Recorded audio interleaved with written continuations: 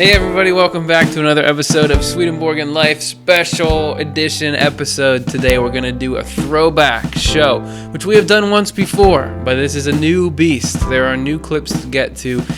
Before we get to them, my name is Curtis Childs. I'm with the Swedenborg Foundation, and I'm going to be taking us down memory lane tonight.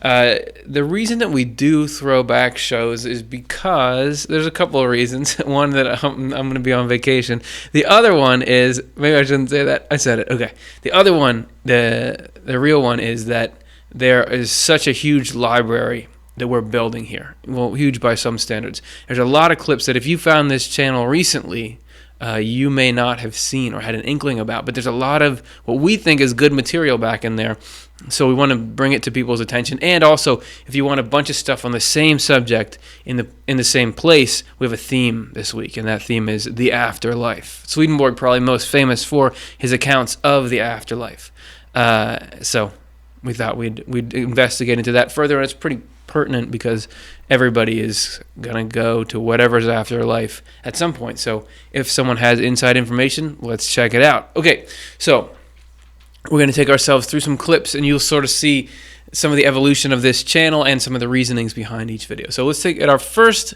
video that's coming up. We want to start with this one because I'm wearing the same shirt. You see this guy, old young Curtis, whatever. He's got the same shirt as me. This was back when we were doing a series that we called the Swedenborg Minute, which is where we take a simple concept in Swedenborg and put it into a minute-long video. Because Swedenborg is anything but minute-like. He wrote these huge books and tons of them, but there are little concepts you can just pull out if someone's getting introduced that we thought would be less daunting. So this was the second Swedenborg Minute that we ever made, and it's just a basic overview of a few elements of the afterlife he reported seeing in his spiritual experiences. So let's roll film on this one. Based on what he claimed was 29 years of being able to visit there at will, Swedenborg had a lot to say about what the afterlife is like. I don't even really know where to start. Well, for one thing, he said that everything's more vivid there. Your senses are sharper, the colors are beautiful, and actually, there are some colors there that don't exist here. Yeah, I don't even know how to imagine that. Like, how could there be another color? Don't we have all the possible colors here? Another thing he says is that there, if you want to, you can communicate your thoughts directly to people. And you can actually spontaneously display images as a dual means of getting your point across.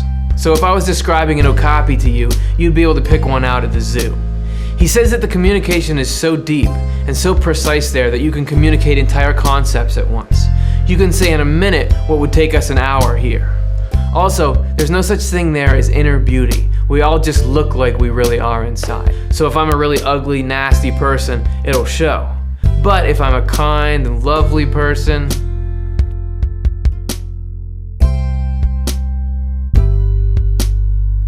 major zing on me in the end there. I rather enjoyed those little video tricks that we did for that one. That was just sort of a whirlwind tour of here are some basics. And this is, Swedenborg reports that, but a lot of other people do. And I still get hung up on that. There are other colors.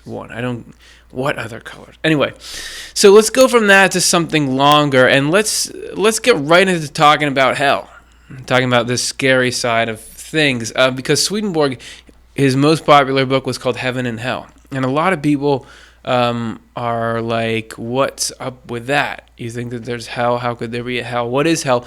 And I think that if I could clear up anything about the sort of public at large's perception of Swedenborg, it might be this hell concept, because although he talks about hell, he talks like the kind of language you would hear from some certain Christian traditions and their ideas around hell. His concept of hell is so different, even though there are some superficial similarities. It's so different that it completely changes the picture of God that you get from him, and the picture of fairness and love and what is right. So I feel like it's important to start there. So this is me again. Sorry. I was giving a speech, and this is where I was trying to give an overview of Swedenborg's afterlife, just point by point. And this was a section on hell. And in it, as a bonus, you get to actually hear from some evil spirits that are there and what they think of the whole thing. So here it is. And that space thing that I was talking about, it creates these divisions. You know, we've heard the terms heaven and hell. And actually, Swedenborg's best-selling book he ever wrote, most popular book, I guess a lot of them were given away, was called Heaven and Hell. So I want to talk about those, and give me the good news or the bad news. Bad news first. Okay, so let's talk about hell. What does that mean? So there's a segment of the population that doesn't think that consciousness survives death at all. We're biological machines, and when the machine breaks, that your consciousness was an emergent property from the different processes, and so that's wiped out too. There are other people that think, consciousness survives death, but of those that survive death, there are a lot less that believe in something called hell. Because that's not a very hip concept. It's like sadness and punishment and all this stuff. Like that's not fun, and it doesn't seem good, right? Swedenborg does say, in his spiritual experiences, he says he runs into hell all the time. But there are some crucial differences between Swedenborg's idea of hell and what I would call the mainstream or common concept of hell. The mainstream concept of hell, right, is kind of like, don't be bad or else God is going to send you to hell, right? That's pretty fair? Swedenborg's, you could probably put it better, nobody can be denied the right to go to hell if they want to. And you are only going to be in hell if you'd be happier there than you would be in heaven. So that may sound a little counterintuitive, but you don't have to take my word for it. Let's hear from some spokespeople for it. Can we roll video number 3?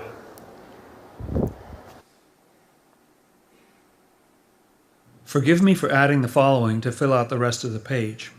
By special permission, some spirits came up from hell and said to me, "You've written a great deal that the Lord has given you. Write something from us as well."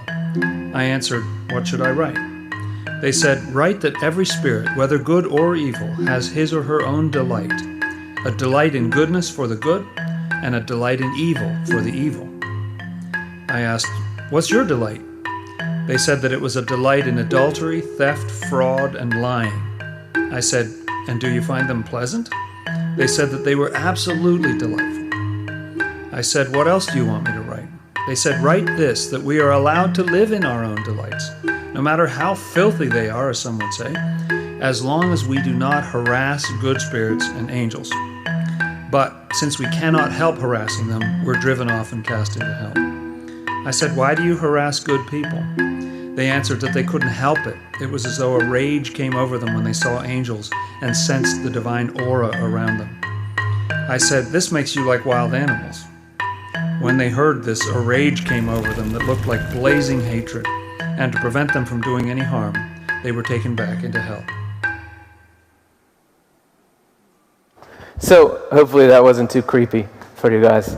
Did you notice at the beginning he's like, "Forgive me for writing this to fill out the rest of the page"? I think that's funny. That's really how it appears in his book. So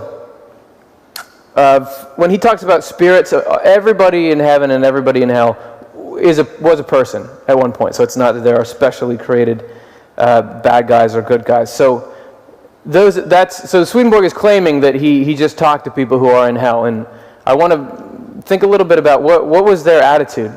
I mean, were they saying, "This is horrible here, please stop punishing us. We're sorry. We're sorry." Like, they're talking about, they're basically pitching it, aren't they? They're like, "Hey, don't be a square, man. Come down here. Like, this is what's happening." It's all about, they're focusing on the pleasure that they get down there. And that's kind of what drives all of heaven or hell, is the different things you take joy in. Swedenborg wrote, "When the pleasure of evil is felt as good, that is hell." So is that accurate? I mean, that is certainly what causes a lot of hell on this earth, wouldn't you say? People who, the pleasure of acquiring, tons and tons of wealth, that people are willing to do things. You ever watch like American Greed? Anyway, these shows about these people who already start all these criminal enterprises, even though they're already, because they have this pleasure in getting more and more. Or power, people who want power so much that they cause all these dictators all kinds of untold suffering for the pursuit of that pleasure of evil. And it doesn't have to be dramatic. It's the same. I mean, what about like the pleasure of being right or getting the last word in? I mean, it's all about what Swedenborg calls the pleasures of insanity. You ever watch like the ID channel, or like America's Most Evil, like the people who are committing the worst crimes? They're not like gritting their teeth and getting through it. By their own admission, they're like, this is what I love to do. I would be sad without this. So with the hell concept, it comes down to nobody can stop you from choosing to want to do evil things. Nobody has control over your mind. However, nobody wants to be the victim of those things, so we're going to try to separate and protect ourselves. And that's exactly what is happening here on earth. And that's Swedenborg's concept of hell. Your punishment is you got to be around people that are like you. You have to feel both sides of what you're putting out there, which doesn't seem too, I see where you're coming from. So I don't know if you felt like that was a big difference, but I feel like his image of hell is so different. Actually, it's a fundamental difference in worldview. It's the difference between revenge and punishment versus God is basically in creating hell, creating an environment where even people who have absorbed a life of trying to do harm to other people can live in the most happiness that they can live in. And to me, that's an important reason why I can stomach or can be glad to say I'm accepting of the afterlife view that Swedenborg gave, because it doesn't strike me as unfair or cruel and unusual. So that's what I think about it. It's up to you what you think about it. If you don't think the same as me, that's okay. We can still be friends. All right, so this next one is a short clip. It's called What Heaven Feels Like. And this was the first in a series that we called As Described by Swedenborg, which is where we were doing these short clips, and we thought the function of our channel was we're going to take Swedenborg and make it more understandable. But some segments are really cool just standing on their own. They don't need us changing the wording around, explaining it in layman's terms, because the clips themselves, or the quotes themselves, are cool. So this was it's me again reading, but I'm reading. This is a direct Swedenborg quote, and we just put some imagery to it. And this is actually a hybrid of two quotes from two different areas in his works, but they're describing the same sort of thing. So here is a little bit of what heaven feels like, in case you were wondering.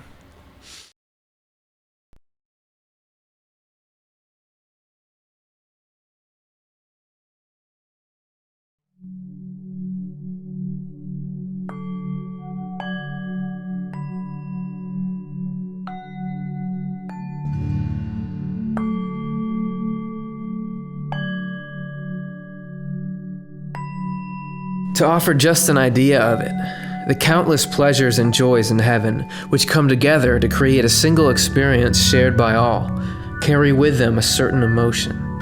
Within that common experience, or that common emotion, are points of harmony among a boundless number of feelings. I was allowed to perceive that there were countless parts, organized in a way that can never be described. Every one of the parts is alive, and every one of them affects us all the way to our core, for the deepest parts are where heavenly joy comes from. I also perceived that joy and happiness seemed to come from my heart, gently permeating even the tiniest parts of my nerves. The sensations of this joy at the deepest levels made it seem as though each nerve was composed of nothing but joy and good feelings. The nerves seemed alive with happiness.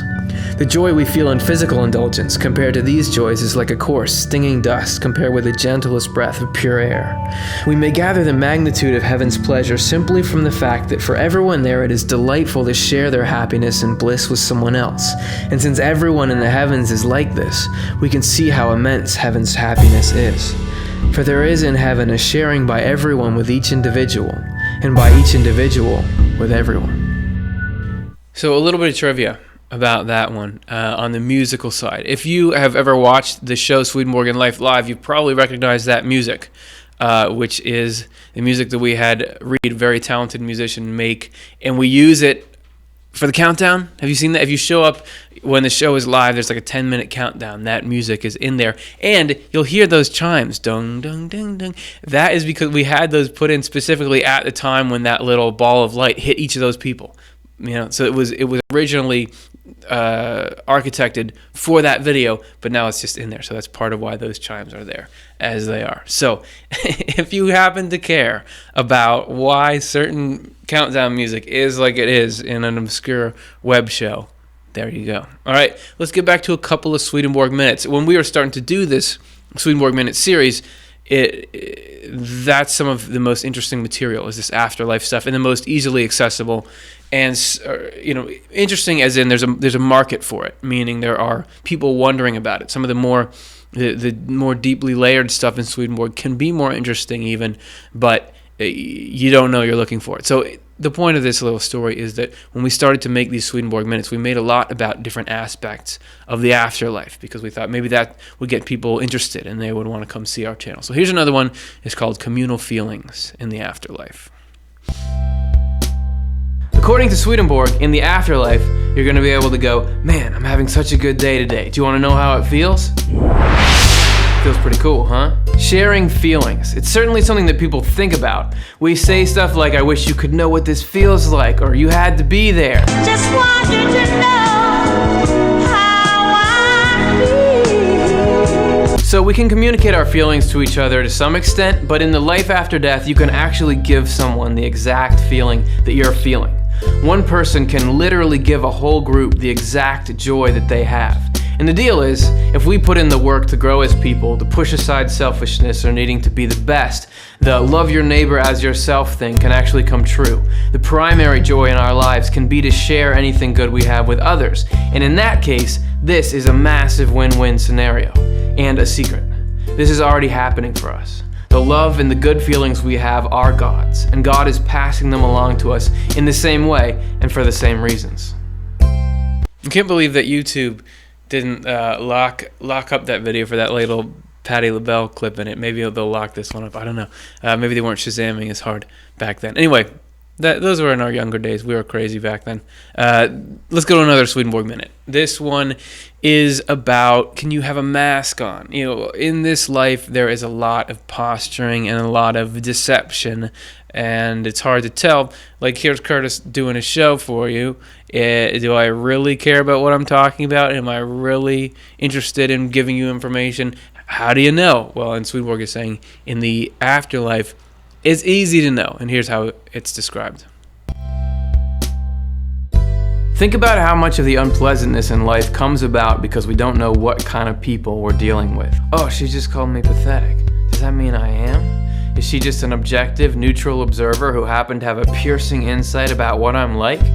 But in reality, this is a person who habitually cuts people down as a power trip thing, and often out of jealousy. If you knew that in the first place, it would make this insult a lot easier to brush off, wouldn't it? Or what about, this guy seems to be a good guy to hire to redo my kitchen? Knowing his work ethic and his attitude toward cutting corners would have been nice. According to Swedenborg, you won't have to worry about stuff like this in the afterlife.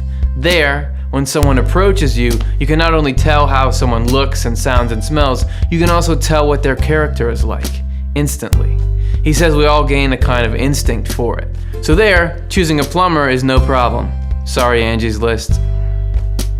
We had people like, what, you need plumbers in heaven? I don't know. I don't know if you do. Something that corresponds, meaning the ability to keep your waste removal system there's got to be something analogous, but as to whether you actually need a plumber to mess with pipes, I don't know. I don't know. I was going to say I doubt it, but I don't doubt it. Who knows what goes on in the afterlife? I mean, in all the multitude of specifics, I guess we're claiming we do know what goes on in the afterlife here. Okay, this is going even farther back than the whole Swedenborg Minute craze that gripped this channel. This video is one of the first videos on the channel. And this was back when we were like a wee little channel trying to get anybody to listen about Swedenborg. It didn't seem like, does anybody know who Swedenborg is? Would anybody be interested? So this was like, this isn't as afterlife focused as the others, although there is a segment about it. This was just kind of a general tour of what I thought were the coolest points in Swedenborg's worldview, but put in a way that doesn't, put in a really sort of common, what do I want to say? In a really relatable, non-denominational language. This is just what they are as they'd appear in the modern mind. So we wanted to kind of take people through that and then see, did you think that stuff was cool? Well, it came from Swedenborg. Do you want to know more? So that's how this whole thing came about. So let's take a little trip way back into the back. Here it is. Hey, yo, dude, let's play What If. You might say that's a stupid thing for adults to do, but meh. If you're clicking on internet videos, I bet you've got a little time to kill anyway, right? I'll go first. What if love grew? What if altruism seeded and took the steering wheel in people's minds? All of human intelligence working not to profit at each other's expense, grow up to be a desperate housewife or emulate the Jersey Shore, but to actually be cool to each other. You know, man, peace on earth. I think there's nobody who doesn't want that. A world where you can leave your car unlocked no matter what street you parked on. A world where all boys and girls grow up happy and confident and secure. A world where we're not all, in one way or another, nursing our wounds from the past. We all want it, but we don't have it, do we? Why not? It could be from a lack of effort. It could be because that kind of world simply can't exist. It could be a matter of, some other throat noise. Or, what if we're all trapped by the way we think? What if it's our beliefs about life that keep us all in a life we don't want? And a way out is to put those beliefs on hold, loosen up for a bit, and open up to being asked, what if life is actually? Because not too far from where you are right now, there's a basically good dude. He doesn't commit serious crimes and is usually pretty nice to his family and coworkers. Most of the time.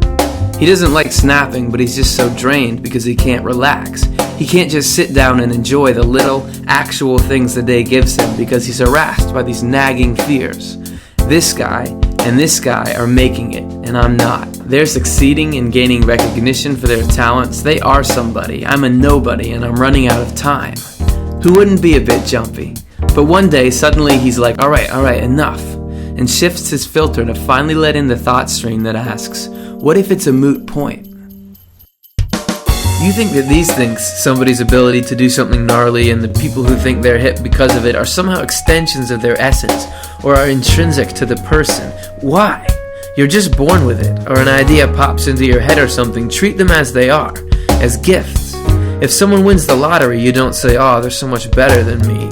You say, look at what they were given, or they got lucky. But what we call luck has more in store for us than you could possibly guess.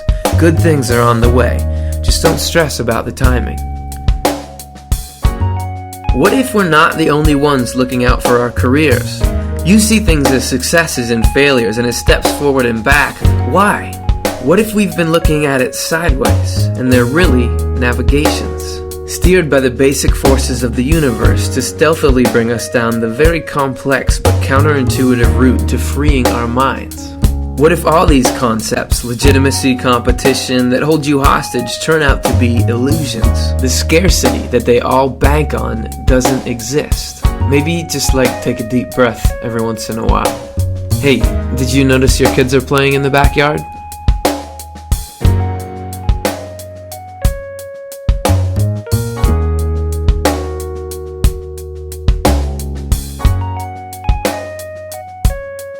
Or one of the big guys who has made it, has found all kinds of material success, who built an empire and came out on top, but is still anxious and lonely. Dad always said, there's not enough to go around. If not in words, then in actions. To have a future, you have to make a future and become one of the few at the top. But, in a momentary lapse of being sure that that's just the way it is, he tunes into the voice that's been asking, what if happiness has no material access fee? What if those little things that everyone can do, sharing whatever advantages you do have with someone, trusting life and going with the flow, giving your mom a call, easing up on the old self-importance, setting a good example, what if those little lifts those things give you point the way to the greatest untapped well of happiness in the known universe? Yeah, maybe not right away, you gotta work at it, but believe me, man, this is where you want to invest.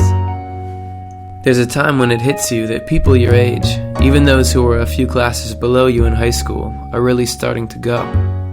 And you begin to think about them, your friends, and all the things you wish you could do again. Are they really gone? Those faces that seemed so alive, and who graciously walked the surface of this weird planet with you. Have they dissipated? never to smile or be seen by anyone ever again. Or maybe someone's thoughts turn to her grandchildren, and will they forget her? And will she never get to see them grow, to have grandchildren of their own? And then the loneliness of death sets in, and the why. Why should obscure physical processes, aging and time, have more power than the love I have for these people I won't get to stay with? But haven't you heard it? There's this little thing in our heads that keeps asking, what if there's no such thing as death?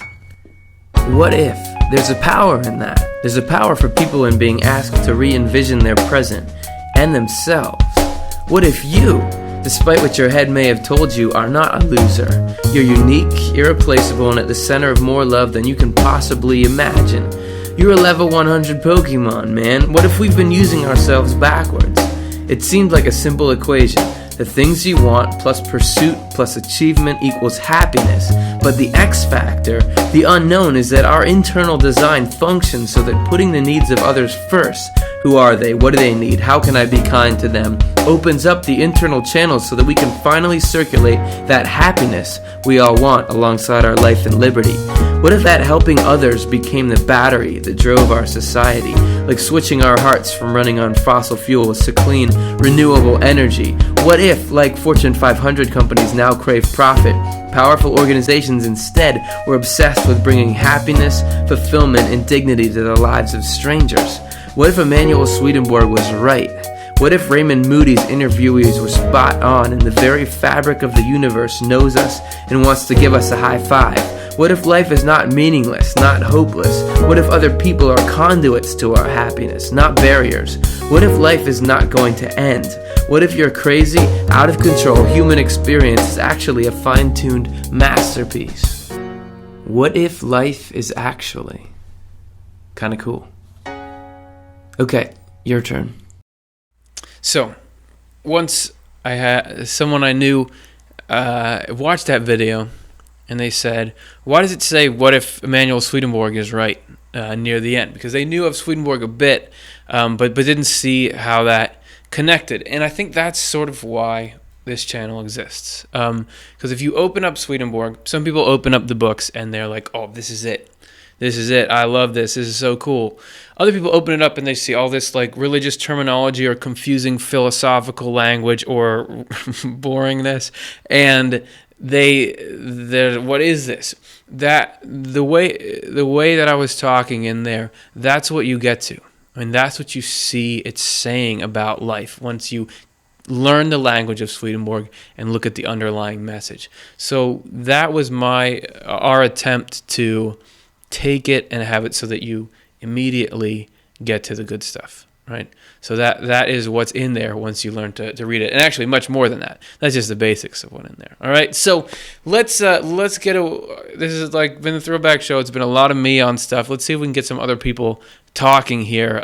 This was an earlier episode of this show, Swedenborg and Life, in sort of phase 2 of the show, when I would sit at this table that you can't see and have some guests here, and we would sort of talk about topics. And this is a slightly longer clip, so like quick, like, I don't know, fill up your popcorn buckets, and we're gonna get into a discussion on reuniting in the afterlife and what Swedenborg had to say.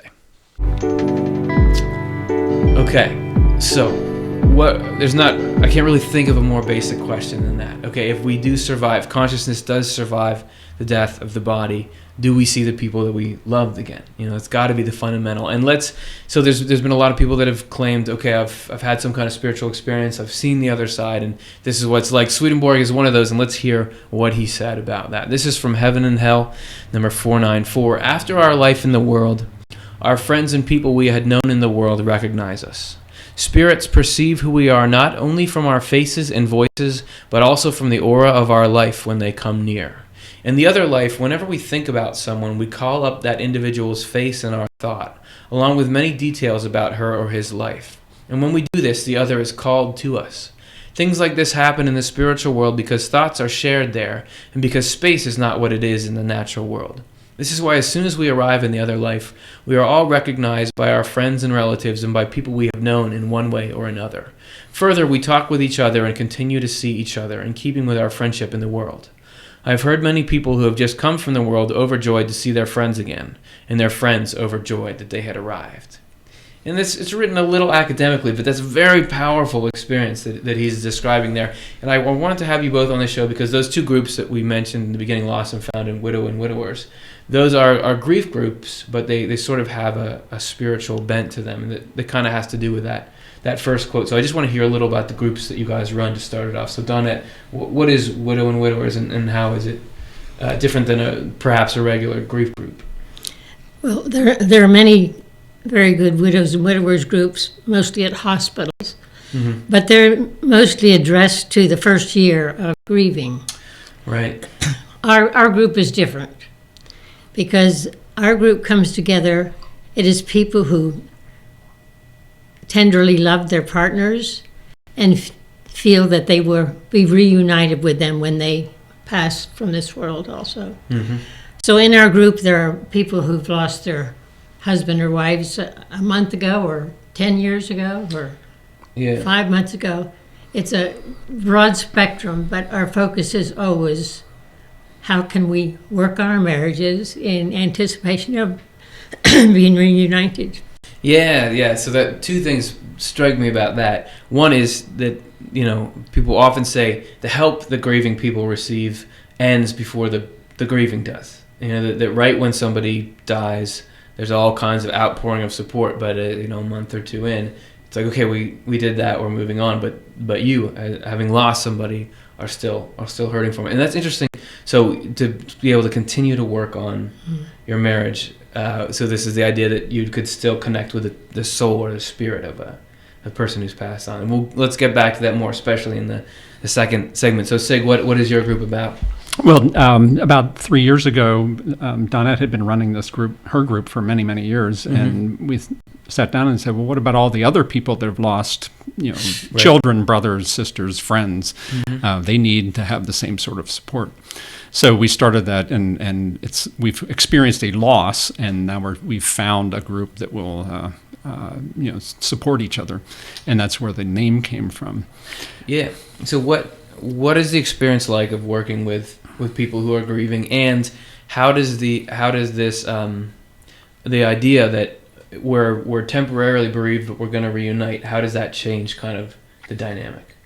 Well, I think you had mentioned how there's a grieving period, and people think that it's going to be over after a while, and I read a quote on a woman had a list of different things about grieving, and she said the day I stop grieving for the loved one that has passed away is the day that I meet them again.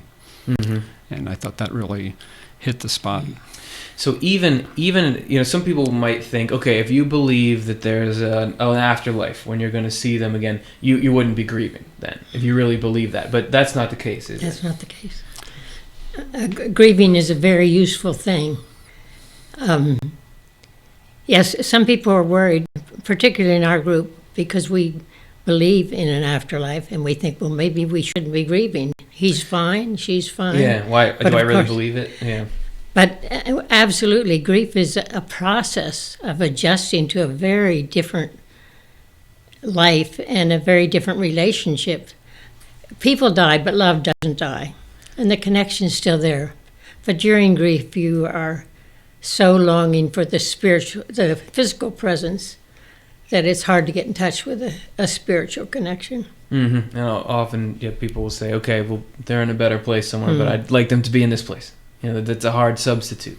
But I compare grieving to physical rehabilitation. You break an arm or something, or a leg, and you have to do certain things to get your strength back. And the same is true of grief. You are broken. You have lost part of you. And there's a process you need to go to regain your strength and carry on. Yeah, and I want to talk a little more about you said this idea of reuniting with your spouse or your partner. So let's get into our second segment, and we'll look into that further.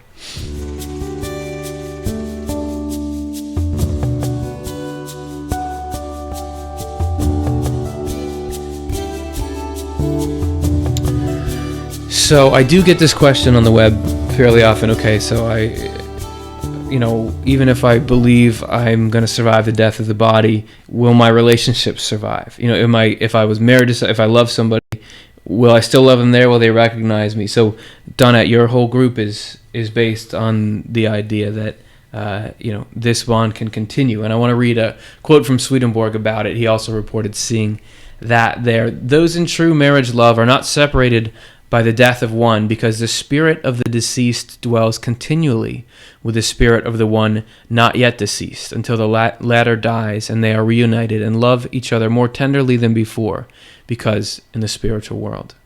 Is that something that keeps people going? Yes. And I think a key to that is that last phrase, love each other more tenderly than before, because in the spiritual world. Because in the spiritual world we're free of all the natural problems that surround us when we are married here. In some ways we can come more close to our partners as we can put aside things of this world. And how does that happen? What do you find? What makes people feel like they're closer to their partners, or what are you recommending? Well, part of it is peeling away the things that were of this world, maybe some bad habits that he had or she had, that they're no longer a part of them, and you can get closer and closer to the essence of this person you love and who they truly are without distractions of this world.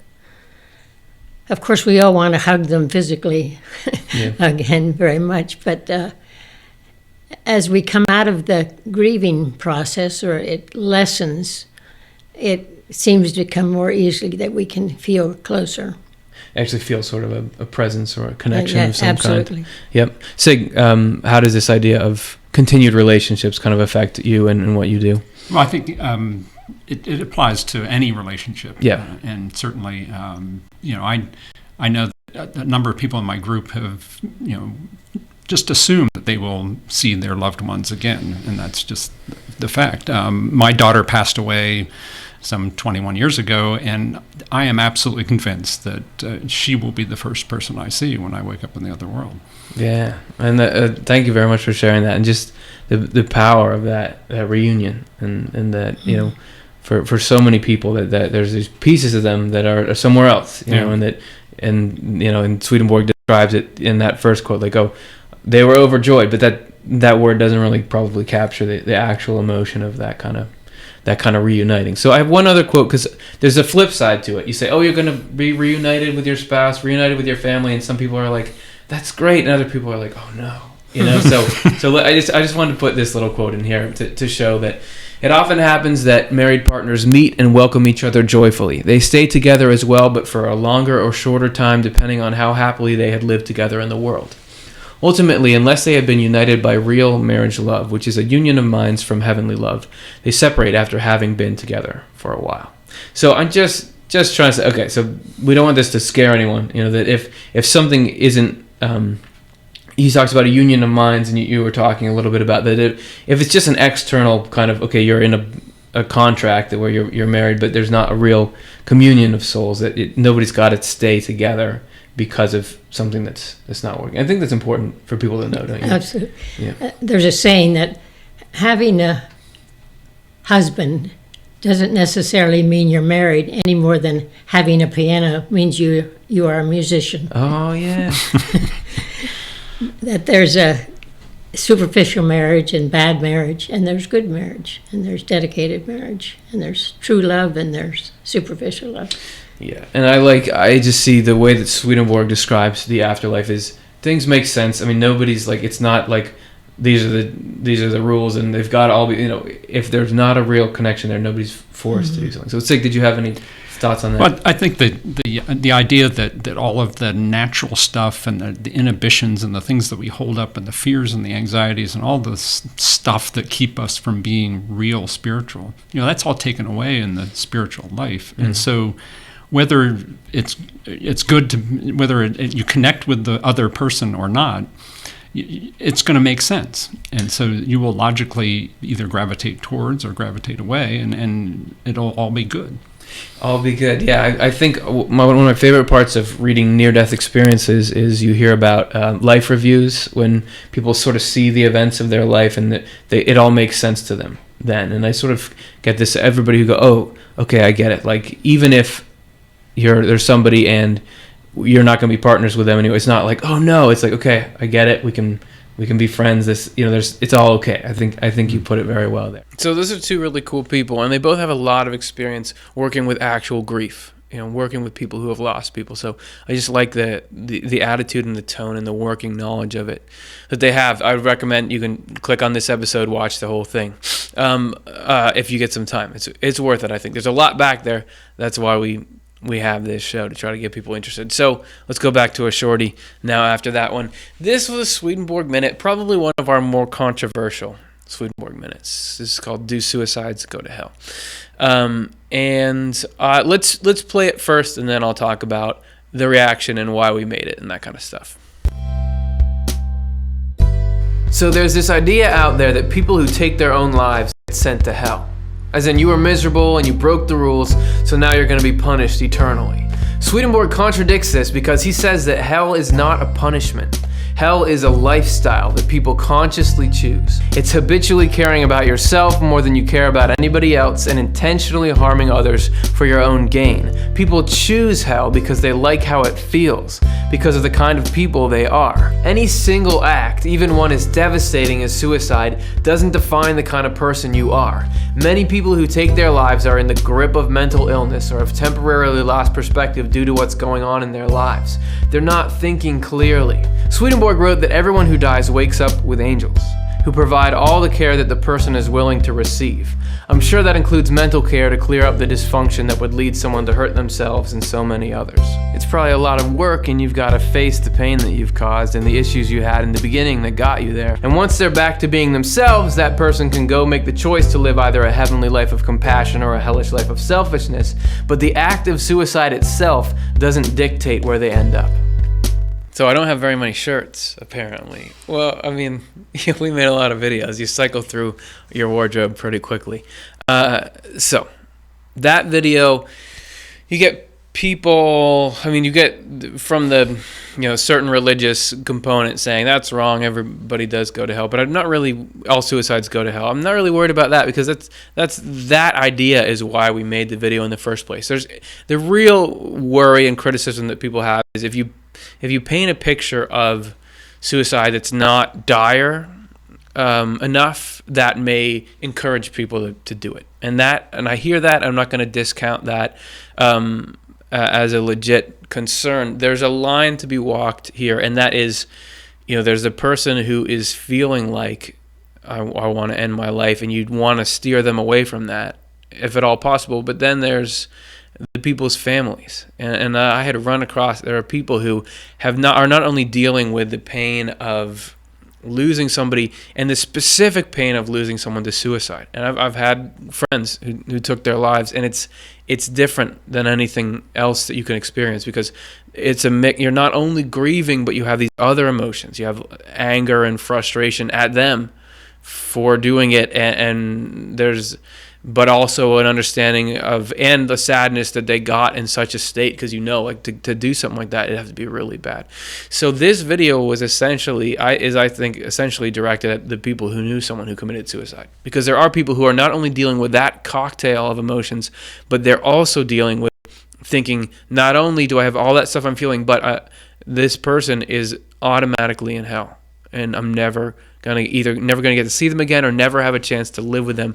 So that is a kind of pain that I wanted to alleviate. And yeah, Swedenborg, he doesn't say like, oh, it's fine, it doesn't matter if you kill yourself. He has very few references to suicide. He does talk in his Journal of Spiritual Experiences about how there was one person who had killed themselves with a knife, and in the afterlife they couldn't get the knife out of their hands. Like they're trying to, but they couldn't.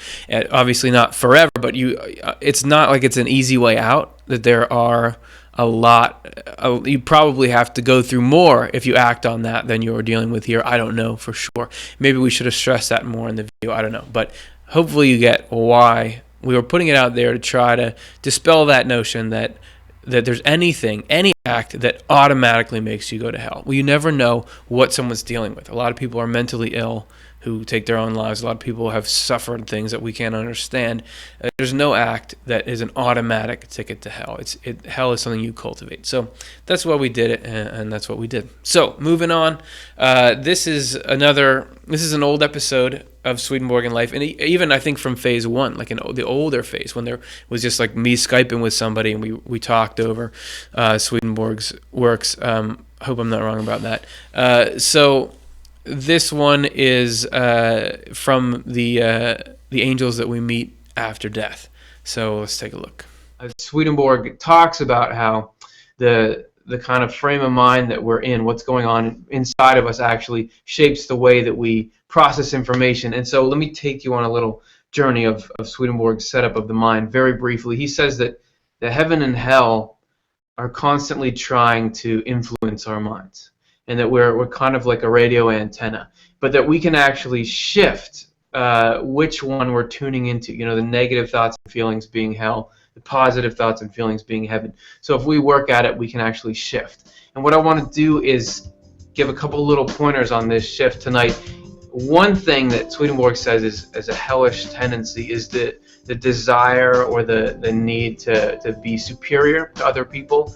He can sometimes refers to it as love of self. We want ourselves to be better and to have more than other people. So if we can push that out, we're blocking that negative channel up, and that opens the way for the good things to come in from what Swedenborg calls heaven, which two I would point out are humility and usefulness. And humility is not just humility as in, oh, I'm not cooler than other people, but also intellectual humility and admitting that, as he puts it, what we know is next to nothing compared to what we do not know. And even me, like I've read Swedenborg stuff before, but if I come into it saying, okay, well, how do I know this really knows that I really know what this means? So it's just a cool way to keep humble. And then usefulness is this idea that you're getting information in order to help. So if we're going in here thinking, how can I help? How can I grow as a person to be more helpful to others? How can I use this info to comfort someone, to help them, to turn them on to something they might like? Then that's bringing the heaven side in. So if we can do those things, we can maybe even get more out of this than we would. Either way, the text will provide us the opportunity. So pull up your PDFs. Let's get in there. Hopefully you're able to find some. We're starting right in the middle of a chapter. We're on page 18 because last time we actually stopped not only in the middle of a chapter, but also the middle of a journey where Swedenborg is describing what it's like to be revived in the afterlife. So let's dive right in here. I was in particular allowed to perceive and even to feel that there was a pull, a kind of drawing out of the deeper levels of my mind and therefore of my spirit from my body. And I was told that this was being done by the Lord, and it is what brings about our resurrection. When heavenly angels are with people who have been awakened, they do not leave them because they love everyone. And so I want to say a couple things about that sentence. First of all, he says heavenly angels, and that isn't just a pleasant description, like, oh, I'm going to call them heavenly. For Swedenborg, all those terms have a specific meaning. In brief, there are three levels in our minds, he says. There is what he calls the natural, the spiritual, and the heavenly mind levels. And the natural is kind of the more superficial part of us, ego concerns, that sort of thing. And then the other two levels successively open deeper and higher. And Swedenborg is saying a heavenly angel is someone who is open on that highest level and open to the influence of God and of heaven coming in. And so they gain wisdom from that. So when he says heavenly angels, that's what he's talking about. And he says that they love everyone. And love and angels, in any account of a spiritual experience, always go hand in hand. There's this overwhelming feeling of love. There's not a lot of stoic angels or a lot of intimidating angels. There's always this love that's pouring out of them. And Swedenborg touches on it, but I find that you can go through his stuff and not quite get the emotional impact that you can get from current accounts of them. So I wanted to take a look at a little clip of a guy describing his near-death experience with angels so we can get a little of what it really feels like for someone, and that can inform us as we look through the rest of Swedenborg's accounts about what it's like. Two angels came, and on each side, and huge, humongous, very wide, very tall. They get the height of the tunnel. And they just said, "Don't worry, you're okay. All is well. We're here with you, and we love you." I like that guy. Not not the host, me, but the guy at the end. So I was sort of right and wrong. That is the old format of the show, but it wasn't, and it was before we even started having guests. So you just got treated to me talking more. But did you see how different things are now? I mean, that was how we started this program, was a read through of Our Life After Death, which was a little excerpt book from Heaven and Hell. And we just went page by page. Get out your PDFs, I said, because you could download the PDF and we'd scroll through together. So that's where it all came from. That's where the idea for the show came from, is we're just gonna read through this book. And it was actually, initially, the idea of the show was we're just going to read through these books as a way to sort of kill time while we work on this other video project. But you guys started to enjoy the show, so we got into it more and more, and that's how the whole thing came about. All right, so now we're really going to get somebody else in here. This is the first guy other than me to appear on this channel. And this is author Peter Rhodes, and I've always liked his the way that he sees spirituality and the way that he expresses Swedenborg's concepts and other concepts that kind of fall under this, are headed in the same direction. And he and I sat down and we had a series of discussions that we uploaded to the channel. We actually just went there in one day and taped a bunch, taped like an hour and a half or something of conversation, broke some things out of that. And this is just a couple clips from the first one where he discusses sort of the internal, the spiritual meaning of church, and also sort of good and evil and heaven and hell, and where they fit in. So this is hanging out with Peter Rhodes.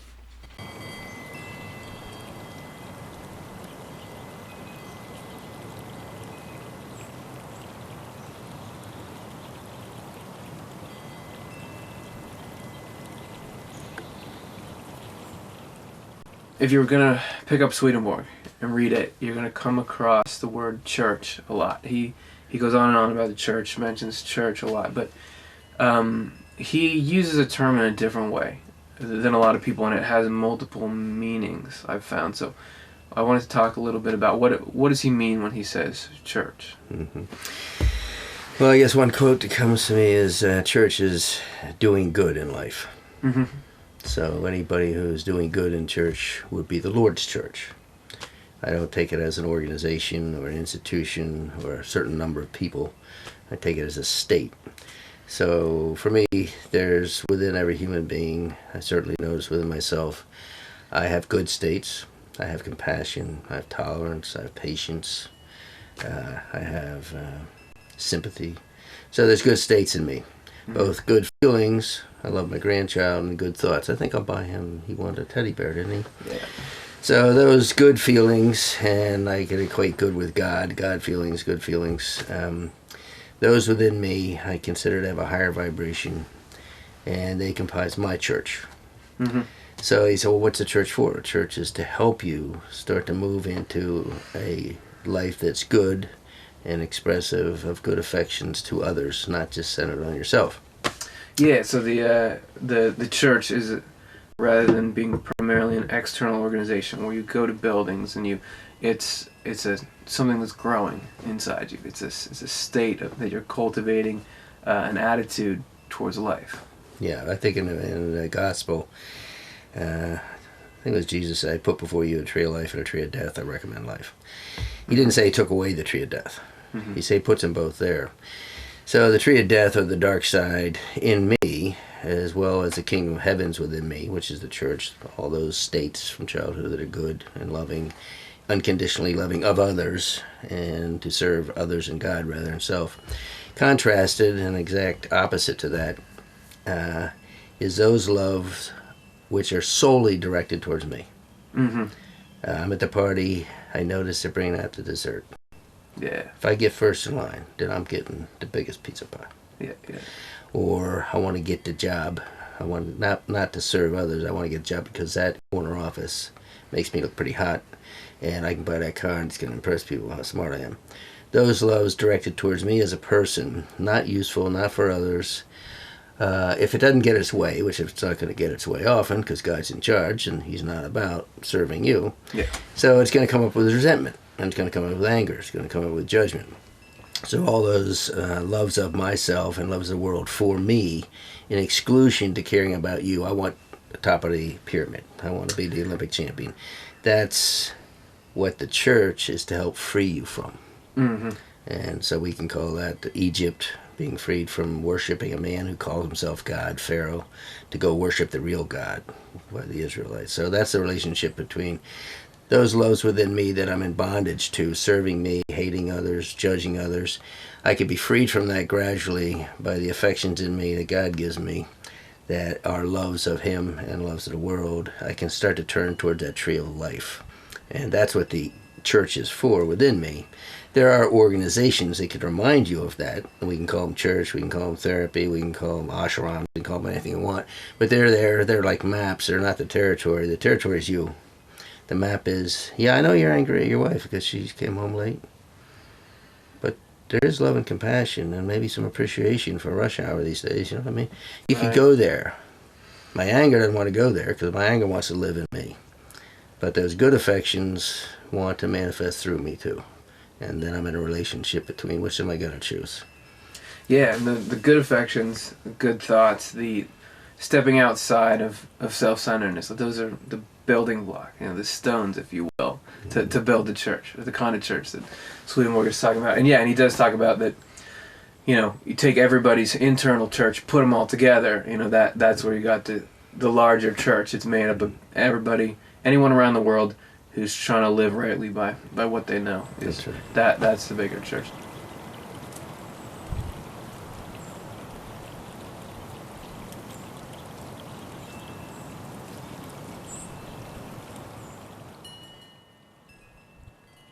Swedenborg actually talked about how we can become, we are heaven or hell in miniature. So do you want to say a little bit about what that is? Yeah, I think most people, including many states myself, think the external world can be hell. You can be in rush hour, you go on vacation, and now it's 55 down in Florida, and you paid good money to get here, and you're reading a paper 75 up in Philadelphia, so I'm angry and judgmental. Oh, I better not do that because then maybe if I'm that way, I'm not appreciating God's gift, maybe God will make me go to hell later. No, I'm already in hell. I'm in the hell of resentment, I'm in the hell of anger, I'm in the hell of judgment. So it's not something for me that's going to be in the future. It's if my love of self and love of the world doesn't get its way, it creates hell for me. In the 12-step recovery program, which I'm in, they say it makes my life unmanageable. Because I'm angry at the very people I love. I'm destroying the vacation that I went on. So that's a state of hell in me. And I also have states of heaven in me. And I can be triggered in either of those states. So I'm not going to go to hell. I'm not worried about going to hell in the future.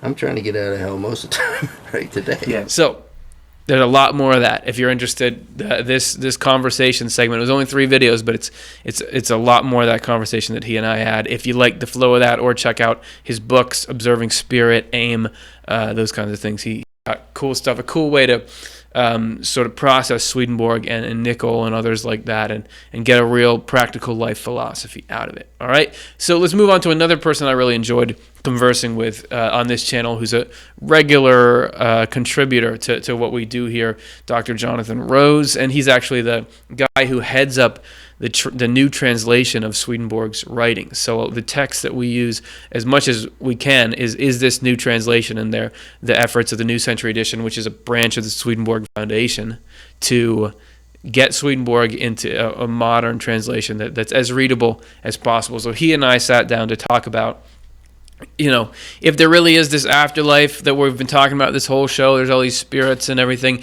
and the people that we die just go into the afterlife, why don't they come back and talk to us? I mean, we're dealing with a lot of heavy stuff here, especially right after they die. Why some people do seem to get these visitations, but why doesn't everyone? So this is a clip from that episode that we had.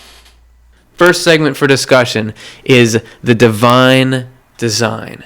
And this is a huge part of this whole subject. And the quote we want to go from here is this, from Swedenborg: "The Lord never does anything contrary to his design, because he himself is the design.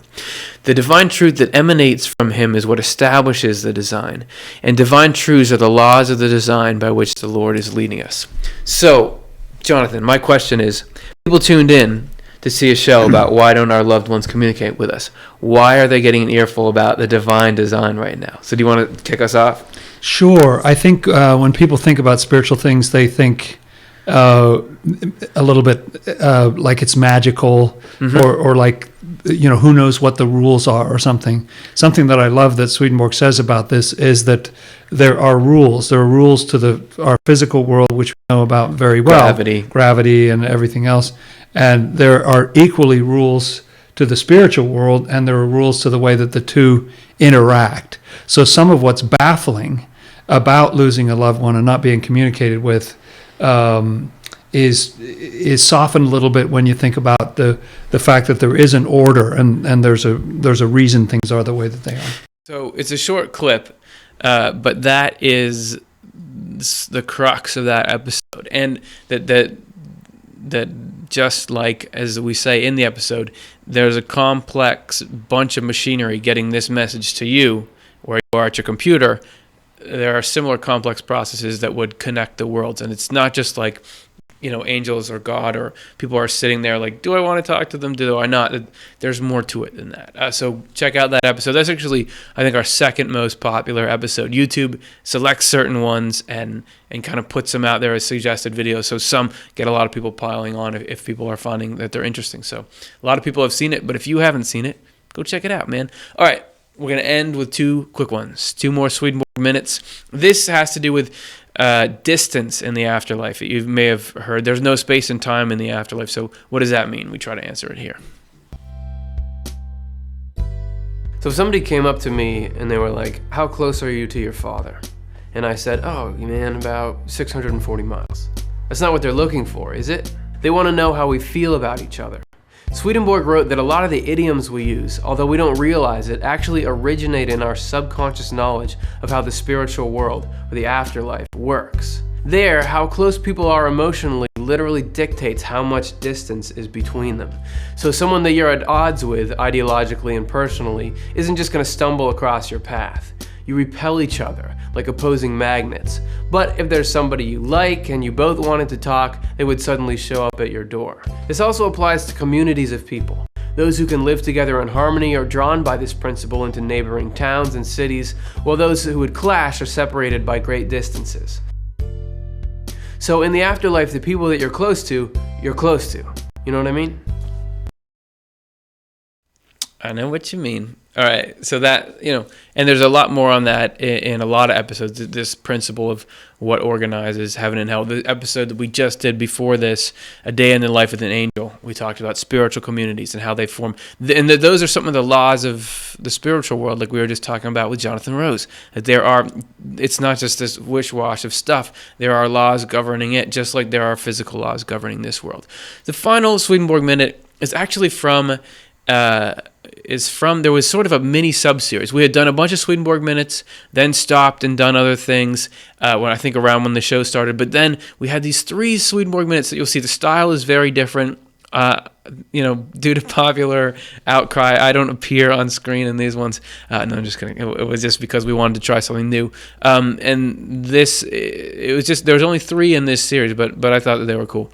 And this one is not necessarily about afterlife, but about the overall governance in this life and the next by the divine. That, God is actually bringing things to a good place, even if it doesn't seem like it. So here's the last one for today.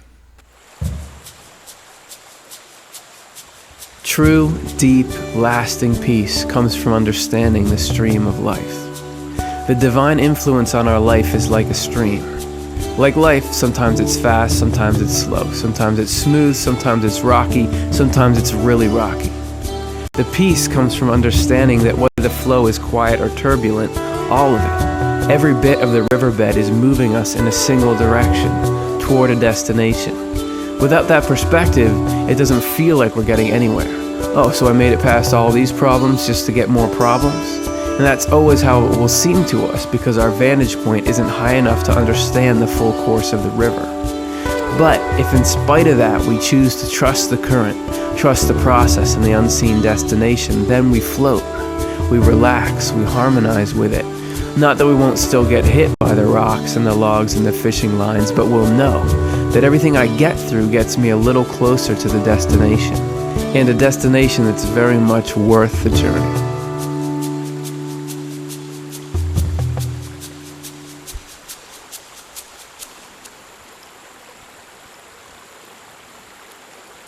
So that clip is based on one of my favorite, not just quotes, but concepts in Swedenborg. And not just that little quote at the end, but a larger quote that video sort of came out of. But this idea that no matter what, there is a divine plan. It's leading you. You don't necessarily feel it in the motions that you go through day to day, but it's there. And one of the things that I think is cool about Swedenborg is the stuff he wrote starts to make it so you're able to notice that flow in life, or you get the right goggles on so you can start to look for it, just like ultraviolet goggles or something like that. So that's that, and we went through this trip, and I hope you guys enjoyed it. And I think it shows that there is this huge body of knowledge there. This whatever it is that Swedenborg got, revelation or giant catalog of life. There's so much in it that this channel is just starting to scratch the surface of. Even though we were sticking in the afterlife category,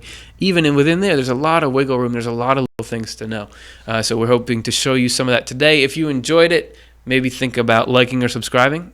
Clicking either of those buttons there helps us out, helps us spread into YouTube, and other people can find it that way. And some people really like it, so you could have made someone's day by introducing them to the concepts behind the channel. And if you want to support further, consider making a donation. The Swedenborg Foundation is a nonprofit. You can make a tax-deductible donation or get a membership if you want to do that and get some other benefits. Click here, or click the little eye that's in the corner here, or click, there's a button on the front. There's a lot of ways to donate. There's a link in the description. Either way, appreciate your support, and really fun to take this journey through this material with you guys. We will be back next week when we're going to be discussing how to love. So if you think that's an interesting subject, tune in then, and I hope you have a great week in the meantime. See ya.